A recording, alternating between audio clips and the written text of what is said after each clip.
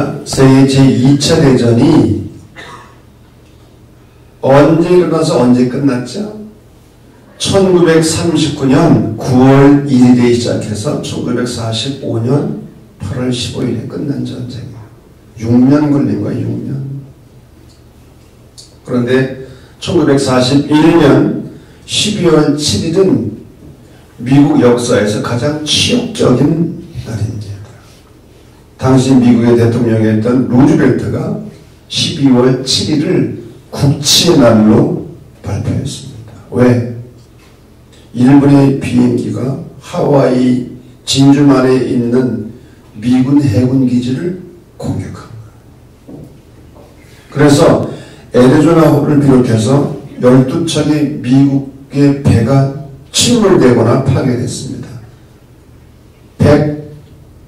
188대의 비행기가 격추되거나 손상을 입었습니다. 2,403명의 군인들이 사망했어요. 한순간에 2,000명이 넘는 군인들이 죽은 거예요.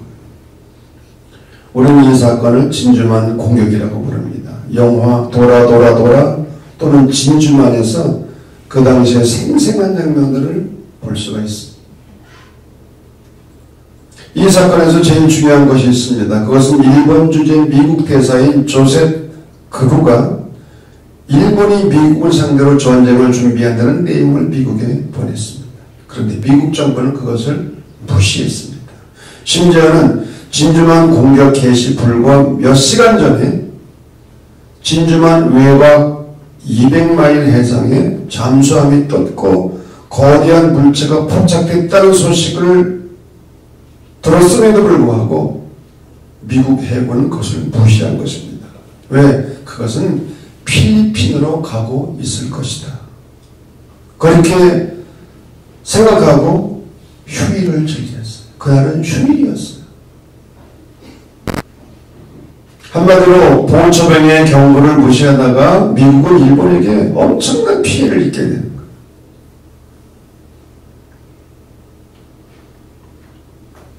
최전방 철책선 부대에서 하는 유명한 말이 있습니다.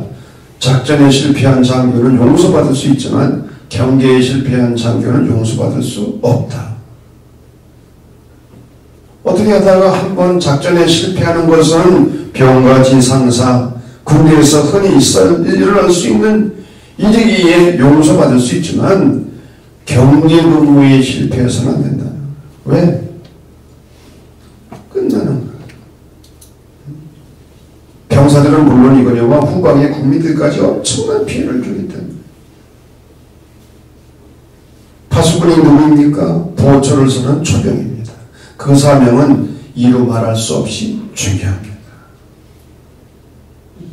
파수꾼이 정신을 똑바로 차리고 경계 근무를 잘 해주어야 부대 내의 모든 병사들 뿐만 아니라 후방의 국민들이 한밤중에도 편안히 잠을 잘 수가 있다. 만약 조금이라도 태거가 나거나 소문이 해서 전방이 뚫리는 날에는 부대 안에 온 병사들과 후방의 국민들이 몰살을 당할 수도 있다. 오늘 성경 본문 17절을 보면 하나님께서 내 세계를 이언자로 부르시고 내가 너를 민족의 파수꾼으로 세운다. 여기서 파수꾼이라고 하는 말은 실제로 부대 안에서 보초를 세웠다는 말이 아닙니다. 영적이고 상징적인 의미예요. 이스라엘 민족에게 위기가 닥칠 때 이 위기 상황을 신속하게 알리는 영적 파수꾼이 되라는 것입니다. 그러면 이 에스겔이 활동하던 그 시대는 어떤 시대였는가? 기원전 7세기 위기와 혼란의 시대였습니다. 북왕국 이스라엘이 완전히 아수르에게 멸망을 당했습니다.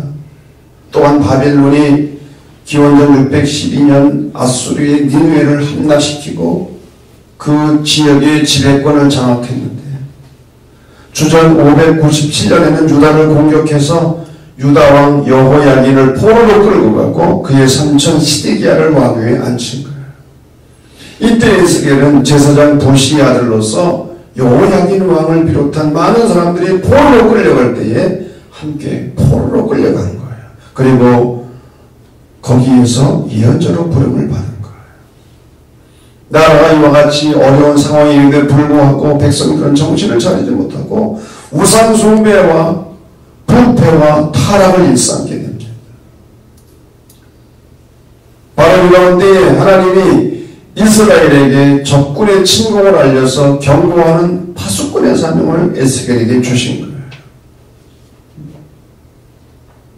영적인 파수꾼으로서 에스겔은 어떤 일을 해야 했는가? 18절부터 21절을 보게 되면 악인에 대하여 의인에 대하여 감당해야 될 사명을 말씀하셨어요. 먼저 악인에 대해서 두 가지입니다. 어떤 악인이 하나님 보시기에 반드시 멸망할 것을 파수꾼이 일러주었지만 파수꾼이 이것을 전달하지 않으므로 그 악인이 죽었을 경우는 그 죽음의 핏값을 그를 깨우치지 아니한 파수꾼에게 묻겠다. 경고하지 않은 파수꾼에게서 책임을 물으시겠다. 두 번째로는 악인에게 깨우쳐 주었습니다. 경고를 했습니다. 그럼에도 불구하고 악인이 회개하지 아니하고 악을 계속해서 행함으로 죽었다고 한다면 이것은 파수꾼의 책임이 아니죠. 본인 스스로의 책임이죠. 그렇게 경고했음에도 불구하고 돌이키지 않았습니까? 그 다음에는 의인과 관련된 책임입니다. 의인이 쭉 의롭게 살아오다가 악한 일에 빠졌습니다. 그 일로 말미암아 그 의인이 죽게 되었어요. 문제는 파수꾼이 이 사실을 알고도 경고하지 않았어요. 깨우쳐주지 않았어요. 그래서 이 의인이 죄악 가운데 빠져서 죽게 된 거예요. 그러면 그 책임이 파수꾼에게 있다는 거예요. 파수꾼에게 책임을 묻겠다는 거예요. 의인이 얼마든지 죄악의 나락으로 빠질 수 있지만 다행히 파수꾼이 이를 미리 경고해 주어서 돌이키고 범죄하지 않았을 경우에는 당연히 그 사람도 살고 파수꾼 역시 자신의 소임을 다 한 거예요. 하나님은 에스겔에게 좋은 파수꾼이 되라는 적군이 쳐들어왔을 때에 나팔을 크게 불어서 알려야 된다는 거예요. 이러한 사명을 제대로 수행하지 못해서 적군이 침입해서 큰 혼란이 일어나면 그 책임이 파수꾼에게 있다는 거예요. 그렇다면 이 파수꾼의 사명을 감당하려면 어떻게 해야 하겠습니까? 첫째로는 깨어 있어야 됩니다. 도처서는 초병이 졸거나 잠을 가다가 발각이 되면 영창에 갈 수도 있습니다. 파수꾼은 가장 중요한 것이 깨어 있어야 되는 거예요. 여기서 깨어 있다고 하는 것은 육신의 잠만을 의미하는 게 아니에요. 정신적으로, 영적으로 늘 긴장하고 깨어 있어야 되는 거예요. 베드로전서 5장 8절 말씀, 우리 대적마귀가 산길자를 더 찾기 때문에 깨어있고 금신하라고 사도 바울이 말씀했습니다. 로마서 13장 11절 말씀, 너희가 이 시기를 알거니와 자다가 깰 때가 되었으니. 자다가 깰 때가 벌써 되었다. 쿨쿨 잠만 자고 있어. 어떤 사람 요나처럼 배 밑에 들어가서 잠을 자고 있는 거예요. 사명을 잃어버려. 여러분, 이 시대는 자다가 깰 때가 벌써 된 줄로 믿습니다. 둘째로 눈이 밝아야 돼요. 정말 철책선의 초병으로 뽑혀나가기 위해서는 시력이 중요해요. 시력이 나쁜 사람은 초병으로 나갈 수가 없는 거예요. 영원히 밝아야 돼요. 그래서 하나님의 일을 잘 분별할 수 있어야 돼요. 이 여자를 다른 말로 선견자라고도 말합니다. 영어로 seer예요. seer. 본다는 거예요. 이 여자가 누구냐? 보는 사람입니다. 남이 보지 못하는 것을 보는 거예요. 이것은 육신의 눈으로 보는 것이 아니라 하나님의 눈으로 바라보는 거예요. 우리는 하나님이 보시는 사랑과 진리의 눈으로 이 세상을 살펴보아야 될 줄로 믿습니다. 세 번째로는 귀가 밝아야 돼요. 귀가 예민해야 돼요. 바사락거리는 소리도 들을 수 있어야 돼요. 예언은 말하기 전에 먼저 듣는 것을 잘하는 사람입니다. 하나님의 말씀을 들어야 되고 사람들의 말을 들을 수 있어야 돼요. 여러분, 잘 듣는 것이 최고의 섬김입니다. 그래서 보내고 목사님은 신대 공동단에서 섬김의 첫 번째를 경청으로 꼽는 거예요. 경청. 다른 사람의 말을 잘 듣는 거예요. 사람의 말도 듣지 못하는데 어떻게 하나님의 음성을 듣습니까? 설교도 제대로 못 듣는데 어떻게 하나님의 음성을 들어요? 하나님의 음성을 잘 들으려면 먼저 사람의 말을 잘 들을 수 있어야 되는 거예요.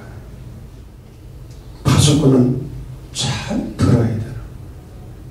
아멘. 여러분, 우리가 모르는 사이에 망할 수 있어요.